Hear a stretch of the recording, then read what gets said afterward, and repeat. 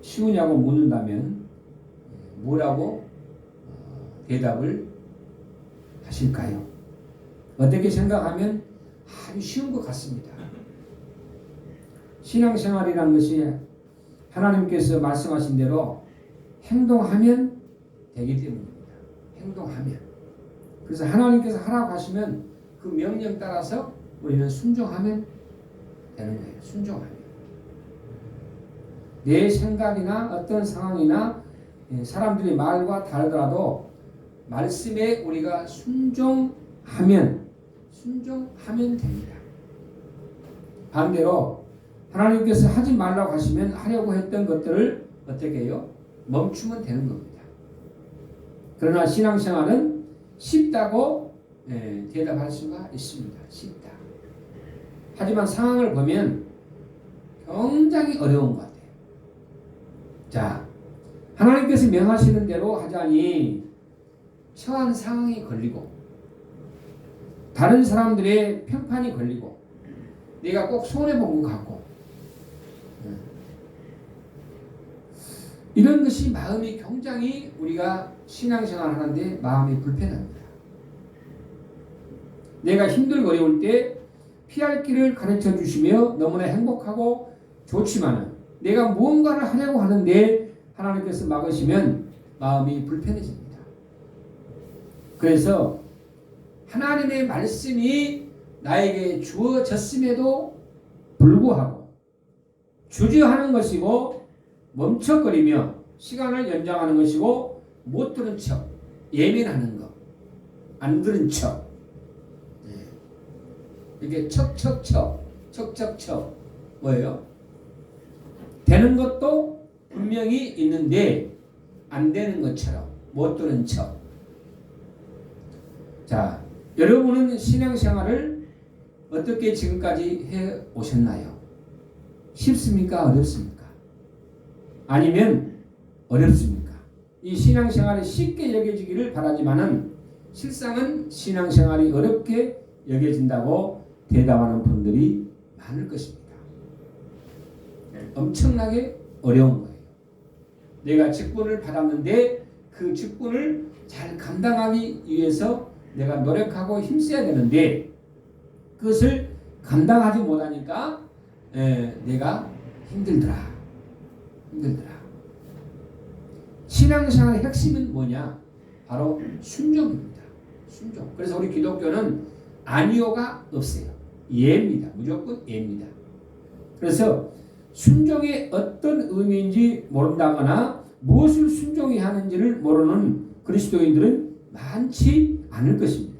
알지만 순종하지 못하고 들었지만은 외면하고 살아가는 것이 성도들의 현실입니다. 모르는 척 그냥. 자, 지금까지 들은 말씀도 순종해 옮기지 못했는데 그 후로도 계속 말씀을 들으니까 마치 명절에 우리가 고속도로를 타면은 그 고속도로가 확 그동안 잘 빠지다가 명절 때만 되면 딱 막히잖아요. 어때요? 꽉 막히는 것처럼 신앙생활이 답답해지고 힘겨워집니다. 하기 싫어. 교회로 가기 싫어. 기도하기도 싫어. 성경 보기도 싫어. 말씀 듣는 것도 싫어. 내 자유껏, 내 마음껏, 내 계획대로, 내 생각대로, 내 마음대로 종교생활 하는 것. 그것이 뭐냐? 종교생활. 그래서 그런 여러분에게 오늘 또 다른 말씀을 전하는 것이 저에게도 또 여러분에게도 부담이 될 수 있습니다. 여러분, 하지만 그래도 말씀을 전하는 것은 말씀을 듣고 말씀에 순종하는 것만이 우리가 살아갈 수 있는 길이다 그랬습니다. 예수님께서 어때요? 바로 순종했다 그랬습니다. 순종했다. 십자가를 짊어지고 죄인을 위해서 죽어라 라고 그러니까 그대로 순종하고 바로 말씀에 따라갔다 그랬잖아요. 왜 신앙생활을 여러분 쉽게 여기지 못할까? 왜 쉽게 여기지 못할까? 왜 말씀대로 순종하면 살지 못할까? 우리는 생각해 보았습니다. 여러 생각이 있었지만 가장 먼저 생각하는 것은 절박한 혹은 간절함의 결연입니다. 말씀에 순종하지 않으면 안 될 것 같은 지금 이대로는 도저히 살아갈 수가 없는 그 절박함과 간절함이 있다면 상황과 조건과 환경과 상관없이 말씀에 순종하는 것입니다. 절박하기에 하나님의 존재가 더 뚜렷하게 느껴지고 절박하기에 하나님에 대한 믿음이 더 확고해지고 절박하기에 말씀에 순종하고자 하는 마음이 더 뜨거워집니다. 어떤 목사님이 왜 기도하지 않느냐에 대한 물음에 기도 외에 대안이 있기 때문이라고 말했습니다. 굳이 기도하지 않아도 내가 가지고 있는 것만으로는 혹은 열심히 뭔가를 하면 해결할 수 있다는 그 생각 때문에 기도하지 않는다는 것입니다. 내가 가지고 있는 물질, 내가 가지고 있는 능력, 재능, 실력 이거 내가 다 갖추어졌는데 기도가 뭐 필요가 있느냐. 하지만 어느 날 그 생각이 얼마나 어리석고 교만한 것인지 알게 될 것입니다. 폐와 무너짐 속에서 인생에 담은 오직 하나님뿐임을 고백하며 기도의 자리로 나갈 것입니다. 결국은 어때요? 우리는 하나님 앞에 기도해야 한다. 그래서 물론 그렇게 되는 것 자체가 하나님의 뭐예요? 은혜입니다. 하나님의 은혜가 아니면 자신의 어리석음, 그 다음에 교만, 거만, 건방증, 깨닫지 못하고 하나님만이 인생의 답이라는 것도 알지 못하고 영원한 멸망에 처할 것입니다. 사랑하는 여러분, 그러나 하나님께서 불쌍히 여기서 뭘 베풀었어요? 은혜를 베풀어 주셨다 하겠습니다. 예수 그리스도를 이 땅에 보내주심으로 나는 죄인이라는 것을 인정하며 죄인을 위해서 주님을 보내셔서 십자가를 짊어지시고 은혜를 베푸시고 사랑을 베풀어 주었다 그랬습니다. 사랑을 베풀 사람한테는 사랑을 베풀어야지 그 사람이 지금 사랑받기를 원하는데 엉뚱한 일을 하게 되면 안 된다고 그랬죠. 바벨론 포로 유수를 전후한 이스라엘의 역사를 통해서도 확인할 수가 있습니다. 이 바벨론 포로 후 이스라엘 자손은 하나님을 사모하는 마음이며 기도하는 일이며 헌신하는 일들이 굉장히 달라졌습니다. 헌신, 봉사, 충성, 여러분 이런 것들이 예를 들어서 고레스 왕이 이스라엘의 그 자손을 향해서 본토로 돌아가서 성전을 이제 건축하려고 하였을 때 수많은 사람이 일어나 유대 땅으로 돌아갔습니다. 유대 땅으로 70년 동안 닦아놓는 그 많은 유형, 그 다음에 무형의 자산들을 다 놓아두고 오직 성전을 건축하고자 하는 마음으로 나라를 세우고자 하는 열정으로 일어나 나가는 것입니다. 그러나 바벨론 포로 이전에는 우상을 섬기는 일들이 다반사였는데 포로 생활을 겪으면서 하나님만을 바라보며 신앙을 고백하는 훌륭한 신앙인이 되었습니다. 이러한 변화를 보면서 절박함, 여러분, 그리고 그 간절함이 신앙생활을 잘하게 하는 비결인 것을 여기서 분명합니다. 오늘은 앞서 말한 바벨론 포로 이후 이스라엘 변화를 주도한 말씀을 읽고 기도하는 일을 조명하려고 합니다. 말씀을 읽고 묵상하며 기도하라는 명령에 순종하는 것이 얼마나 큰 변화를 일으켰는지를 우리는 살펴보려고 합니다. 순종, 특별히 말씀과 기도의 순종에 대해 다시 한번 우리 결단하는 시간에 되었으면 합니다. 첫째로 에스겔 선지자는 책망과 소망을 동시에 선포하였습니다. 이 에스겔서는 30해째 넷째 달 초 닷새에 내가 그발 강 사로잡힌 자 중에 있을 때에 하늘이 열리며 하나님의 모습이 내게 보이니라는 말씀을 여기에서 시작합니다. 그 30째 해가 어느 해인지 의견이 분분하지만 대체로 에스겔이 선지자로 소명받는 나이라고 생각합니다. 그래서 여기에다가 여호와의 긴, 그러니까 뭐라요? 왕이 사로잡힌 지 5년 그달 초 닷새라는 2절 말씀을 결부하여 에스겔은 25세경에 바벨론에 끌려갔음을 여기서 알 수가 있습니다. 에스겔이 3절에서 자신을 부시의 아들 제사장 나 에스겔이라고 한 것을 보면 이 포로 사회에서 제사장으로 사역한 것으로 보이는데, 그렇게 사용하던 중에 선지자로 여기에서 뭘 받아요? 선지자로 부름을 받습니다. 여러분은 그리스도인으로 하나님 앞에 부름을 받는 하나님의 백성들입니다. 자, 젊은 나이에 어때요? 포로가 되어 이방 나라로 끌려가서 제사장으로 사역하다가 그 다음에 선지자로 사역하게 된 이 에스겔이 최대 관심사가 무엇이겠습니까? 전쟁에서 패배와 성전을 포함한 수많은 건물의 전속, 그리고 수많은 백성의 죽음, 그 다음에 바벨론의 포로가 어떻게 일어날 수 있었느냐에 여기서 질문입니다. 하나님의 선민인 이스라엘이 이방 나라와의 전쟁에서 패배한 것 자체가 여기에서 큰 충격이 있는데, 하나님의 성전이 이방인들에게 의해서 파괴된 것은 말할 수 없는 충격이었습니다.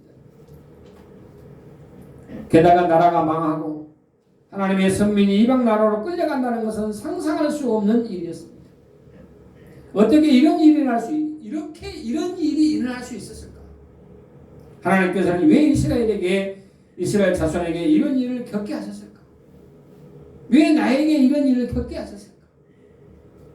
젊은 이 제사장이자 젊은 선지자인 에스겔은 깊은 고민 중에 부르짖어 기도했을 것입니다. 그래서 에스겔은 그러다가 하나님께서 백성들에게 전하라고 하신 말씀을 듣고 전하면서 그 이유를 알게 됩니다. 그래서 이스라엘의 멸망과 포로 유수의 원인은 그들의 죄 때문이었습니다. 오늘 본문 31절입니다. 31절 다시 한번 우리가 보겠습니다. 뭐라 했습니까? 31절에 그때에 너희가 너희 악한 길과 너희 불쌍한 행위를 기억하고 너희 모든 죄악과 가증한 일을 인하여 스스로 밉게 보리라. 여기 뭐예요? 그때란 이스라엘 자손이 회개함으로 하나님의 공유를 입어서 회복하게 되는 때를 여기에서 가리키는데, 그때가 되면 지난날에 행한 모든 죄악, 그 다음에 가증한 일이 밉게 보일 것이라는 여기에서 말씀 중에 말씀이에요. 그렇다면 이제까지 그들은 자신들이 행한 일들이 얼마나 가증한 일이었는지 몰랐다는 것입니다. 이스라엘의 죄악은 다 연결할 수 없을 정도인데, 에스겔은 환상 가운데 예루살렘에서 행해지는 우상 숭배와 현장을 목격할 수가 있었습니다. 제단문 여기 북쪽에는 질투의 우상이 있었는데 이스라엘 족속이 그곳에서 가증한 일을 행함으로 하나님께서 성소를 멀리 떠나게 합니다. 어떤 곳에는 각양 곤충과 가증한 짐승과 우상이 그려져 있었는데 장로 중 70명이 그 앞에서 향로를 들고 서서 하나님께서 우리를 보지 않는다고 말합니다. 본문에서는 다무스를 위하여 애곡하는 여인들이 있었고, 성전의 현관과 제단 사이에는 25명 정도가 동쪽 태양에서 예배하고 있었습니다. 하나님께서는 이러한 모습을 보고 있는 에스겔에게 여기에서 행한 가증한 일만 아니라 수없이 많은 악한 일들이 유대 땅에서 행해지고 있다고 말씀합니다. 그러면서 18절의 말씀에 그러므로 나도 분노로 갚아 불쌍히 여기지 아니하며 국륜을 베풀지도 아니하리니 그들이 큰 소리로 내 귀에 부를지라도 내가 듣지 아니하리라. 안 된다 했습니다. 그래서 이스라엘의 이 멸망과 그 다음에 바벨론 포로 유수의 이유는 바로 이것만으로 충분하다가 못해서 넘쳤습니다. 이 모든 일을 알게 된 이 에스겔 선지자가 얼마나 울었는지 눈에서. 그런데 안타깝게도 이스라엘 자손은 오히려 현재의 처지를 원망하며 함께 회개하고자 촉구하는 에스겔 선지자를 비웃고 조롱합니다. 우리가 하나님의 뜻을 이루고 하나님의 나라를 확장해 나가려고 열심히 노력하는 사람한테 우리는 방해꾼이 있어서는 안 된다는 말씀이에요. 하나님께서는 그러한 형편에 처한 이 에스겔을 향해서 그들이 얼굴이 뻔뻔하고 마음이 굳은 자요. 그 다음에 패역한 족속이라고 하시면서 너는 비록 가시와 찔레와 함께 있으며 정갈 가운데 거주할지라도 그들을 두려워하지 말라고 하셨습니다. 뻔뻔하다. 근데 놀라운 것은 하나님께서 에스겔에게 이스라엘의 이 회복에 대한 말씀을 주셨다는 겁니다. 오늘 본문이 있는 에스겔에서 36장은 이스라엘 자손의 그 회복에 대한 다양한 말씀이 있는데 결정적인 말씀은 24절과 25절에서 말씀하시는 회복에 대한 말씀입니다. 포로 가운데 있는 그들이 고토로 귀환하게 될 것이라는 말씀을 주시는데 하나님은 그 이후로도 회복의 말씀들을 많이 주셨는데 37절 이렇게 말씀합니다. 그래도 이스라엘 족속이 이같이 자기들에게 이루어 주기를 내게 구하여야 할지라. 하나님께서 이스라엘을 회복시킬 것인데 그럼에도 이스라엘은 그 말씀을 믿고 기도해야 한다는 것입니다. 회복의 약속 그리고 이를 믿고 기도해야 한다는 것이 하나님께서 에스겔에게 주신 메시지의 바로 핵심 중에 한 핵심입니다. 그 다음에 두 번째는 말씀에 순종하여 기도하는 자들이 있었습니다. 기도하는 것. 기도했다는 그 자체가 아름답고 복이다는 것. 여러분이 기도할 수 있었다는 것이 감사하다는 말씀이죠. 사람은 사랑을 받고 살 수 있는 존재들입니다. 첫째는 하나님의 사랑, 그 다음에 인간의 사랑. 그러니까 사람과 사람 사이에 우리가 서로 사랑할 수 있다는 것, 그들을 사랑하고 감싸고 기도할 수 있다는 것, 그것이 바로 예수님의 진정한 사랑입니다. 그래서 이스라엘은 하나님의 말씀처럼 얼굴이 뻔뻔하고 마음이 굳은 자요 패역한 족속들이 있습니다. 그런데 하지만 하나님께서는 그들을 그대로 두지 않으셨어요. 이스라엘의 회복을 약속하신 만큼 바벨론에 있는 이스라엘 자손의 마음도 변화시켰을 것입니다. 시간이 지나면서 말씀을 들은 그들도 에스겔 선지자처럼 지난날 그들과 그들의 조상들이 지은 죄들을 가슴에 안고 회개하였을 겁니다. 그렇게 말씀을 품고 기도 명령에 순종하여 기도한 대표적인 인물이 여러분 누구냐? 다니엘입니다. 이 다니엘서 9장 2절을 보면 곧 그 통치 원년에 다 다니엘의 책을 통해 여호와의 말씀으로 선지자 에레미야에게 알려주신 그 연수를 깨달았나니라는 말씀이 나옵니다. 그래서 이 다니엘은 이미 여러 책들을 통해서 하나님의 말씀을 깊이 읽고 묵상하였는데 그 중에 그의 마음을 사로잡는 것은 에레미야를 통해서 주신 말씀이었습니다. 에레미야 25장 12절에 보면 70년 동안의 포로 생활이 지나면서 곧으로 돌아온다는 말씀, 여호와의 말씀이니라 70년이 지나 끝나며 내가 바벨론의 왕과 그의 나라와 갈대인의 땅을 그 죄악으로 말미암아 벌하여 영원히 폐허가 되게 하라. 사랑하는 여러분, 이 다니엘이 스스로 밝힌 것처럼 그런 에레미야를 통해서 이스라엘이 언제 회복되어 고토로 돌아갈 것인가에 대해서 알게 됩니다. 그래서 우리는 교회 와도 우리가 서로 사랑하고 상처를 받아서는 안 된다는 말씀이죠. 다니엘, 우리가 그리스도인의 삶을 통해서 우리는 예수님의 사랑을 우리는 받았는데 그 사랑도 받은 만큼 내가 상대에게 줄 수 있다는 것.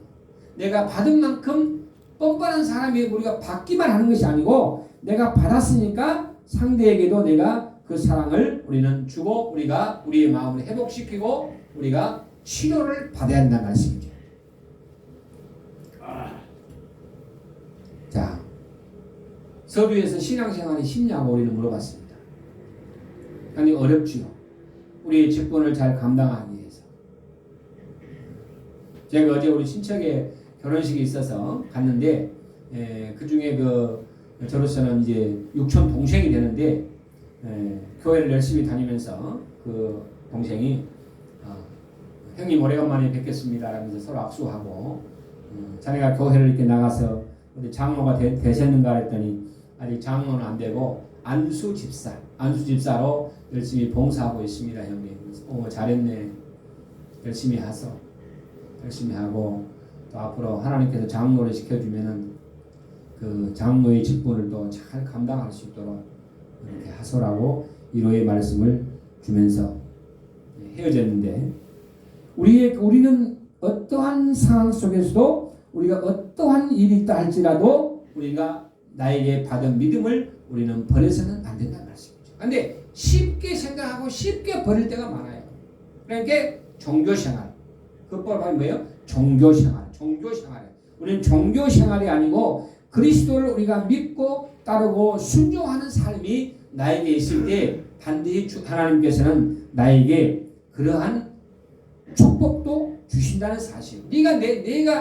내가 너를 선택해서 내 일을 할 수 있도록 만들어 주었는데 너가 순종하지 아니하고 서쪽으로 가면 동쪽으로 가고 동쪽으로 가면 서쪽으로 가고 우리가 이렇게 반대의 코스를 달리고자 하면은 하나님께서 우리의 주시고자 하는 축복도 막아버린다는 사실이죠. 그래서 사랑할 수 있다는 것. 예수님께서 제자들의 발을 닦아준 것처럼 우리는 받은 그 사랑을 우리가 상대에게 우리가 줄 수 있다는 것. 나누어 줄 수 있다. 이것이 감사요, 은혜요, 축복입니다. 그러한 삶으로 살아가면서 이제 금년 한 해도 여러분 마무리를 잘 하시고 돌아온 2022년도를 우리가 멋지게 우리가 이제 시작하면서 하나님 앞에 우리가 바른 위치에 서서 바르게 하나님의 뜻을 이루어나가며 크게 복을 받는 우리 큰무리교회 성도 이름이 되시기를 주의 이름으로 축복합니다. 기도하겠습니다. 거룩하신 하나님 아버지